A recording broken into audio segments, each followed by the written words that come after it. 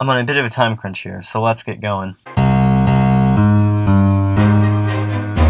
The piece I picked was The Trench Warfare by Otto Dix. He spent 6 years working on it and completed it in 1932. The piece is a triptych consisting of 3 panels that show the beginning, middle, and end of a battle in the trenches, and the 4th one of the war wounded on the bottom. This piece is considered to be one of Otto's 2 masterpieces, the other being Metropolis. The Trench Warfare was painted in the style of New Objectivity. New Objectivity was a counterculture during the golden 20s of Weimar Germany. It stressed realism and a lack of romanticism and acted as a counter-movement against German Expressionism. Along with George Gross and Max Beckmann, Otto Dix was one of the main artists of the New Objectivity movement. However, the movement died out like most German art with the rise of the Nazis. Otto Dix was born December 2, 1891. He took on an apprenticeship in 1906 to 1910 and joined the Academy of Applied Arts in Dresden. He volunteered for service in the German army at the start of the Great War. You know, back when everyone thought the year would be over by Christmas rather than a bloody 4-year-old deal with a bloodier sequel 20 years later and a 50-year spin-off that could have killed us all. But I'm getting ahead of myself. Otto Dix fought in the Somme, then the Russian front, and then the Spring Offensive, which were some of the German Empire's biggest and deadliest battles in the war.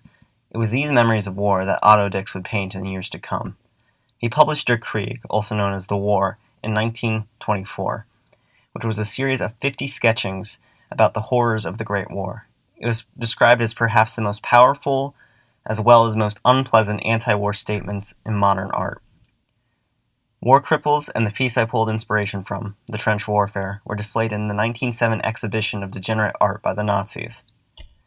However, even during Nazi occupation, Otto Dix never immigrated from Germany, knowing that his art could not go with him and would be destroyed. The top 3 panels of The Trench Warfare act to tell a story. On the left, German soldiers march off to war.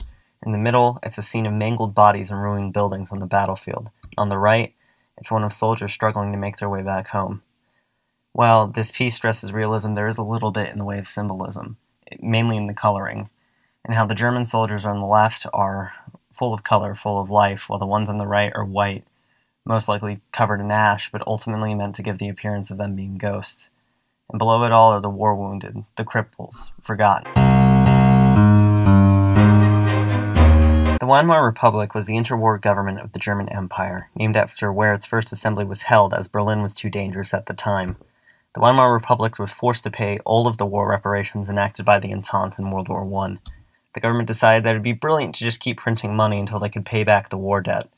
This led to rampant hyperinflation, which was only compacted by the Great Depression.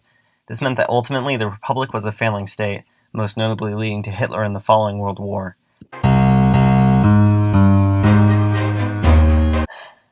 So, on some basic level, I copied the color scheme of The Trench Warfare with the reds, browns, and grays in the piece.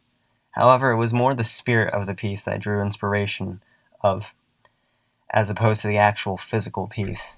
As I explained before, Otto Dix mainly painted about the topics that no one else in Weimar Republic would, namely the horrors of the Great War and war cripples. Keeping this in mind, I made my piece about what we don't talk about, how ultimately, we censor ourselves. There's a reason the news only shows fluff. It's not some government conspiracy. It's because we don't want to see the dark reality.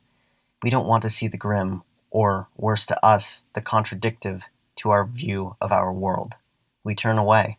That's what this piece embodies. We are intentionally blind, turning away from the dark reality, and forcing others to do the same. But I'll leave you with this quote from Otto Dix as to why he went to war. It's not the usual reason people give. I had to experience how someone beside me suddenly falls over and is dead, and the bullet has hit him squarely.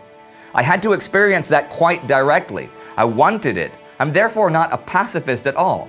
Or am I? Perhaps I was an inquisitive person. I had to see all that myself. I'm such a realist, you know, that I have to see everything with my own eyes in order to confirm that it's like that. I have to experience all the ghastly, bottomless depths of life for myself.